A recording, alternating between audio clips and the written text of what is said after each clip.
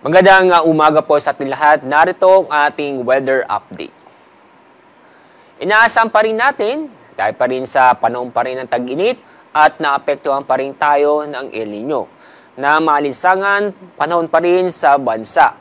Maliban sa malinsangan na panahon, may tsansa pa rin po ng mga isolated na mga pag-ulan, dulot ng thunderstorm sa bandang hapon o gabi. Dahil sa mainit pa rin ng panahon, aabot pa rin ng 37 degrees Celsius sa Metro Manila. 37 degrees Celsius din ang inaasahan po natin sa Tuguegarao. 26 degrees Celsius naman sa Baguio City. 34 degrees Celsius naman ang inaasahan po natin sa Lawag City. Dako tayo sa ibang sa Visayas at Mindanao.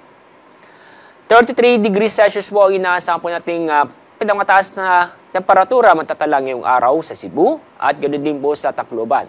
Dako naman tayo sa Mindanao, mas mataas po ang temperatura matatala sa Zamboanga na abot ng 34 degrees Celsius. Bagyang mababa ang temperatura may matatala sa Davao kumpara sa Zamboanga na abot ng 33 degrees Celsius. Kasalukuyan po, easterlies po ang nakakapekto sa buong bansa.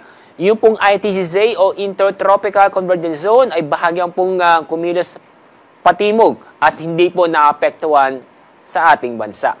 At yung makikita po, patuloy pa rin tayong walang low pressure area o bagyo sa Dagat Pasipiko at ganoon din po sa loob ng ating Philippine Area of Responsibility. Pagdating po sa ating 3-day weather outlook, inaasahan pa rin natin sa susunod na 3 araw na patuloy pa rin ang epekto ng easterlies sa ating bansa. Kaya, inaasahan po natin ang buong bansa ay magpapatuloy na magiging maganda at maliwalas ang panahon. Inaasahan pa rin natin ang malinsangan na panahon. Pero may tsansa pa rin po ng mga isolated na mga pag-ulan. Dahil pa rin na makita pa rin na ang panahon, sa Metro Manila, inaasahan po natin na abot ng 37 degrees Celsius. Sa Baguio, inaasahan po natin na abot ng 26 to 27 degrees Celsius.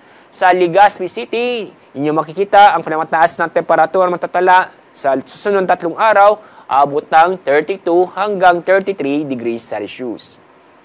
Daw tayo sa lugar po sa Visayas, sa Metro Cebu, abot po ng 32 hanggang 33 degrees Celsius. Sa Iloilo, 32 degrees Celsius. At sa Tacloban City, 33 hanggang 34 degrees Celsius. Dako tayo sa Metro Davao, Cagayan de Oro City at sa Zamboanga City. Sa sunod na 3 araw, mataas ang taas ng temperatura na abot ng 32 hanggang 33 degrees Celsius sa Metro Davao at yun din po Cagayan po sa may Cagayan de Oro City. Bahagyang mas mataas na antas ng temperaturang may tatala sa susunod 3 araw sa Zamboanga City na abot ng 34 degrees Celsius. Ang araw sisikat sa ganapong 5:53 ng umaga. Mamaya po ang araw lubog sa ganap na 6:30 ng hapon. Yan po ang ating weather update mula sa Pag-asa. Ako po si Alzar D. Aurelio.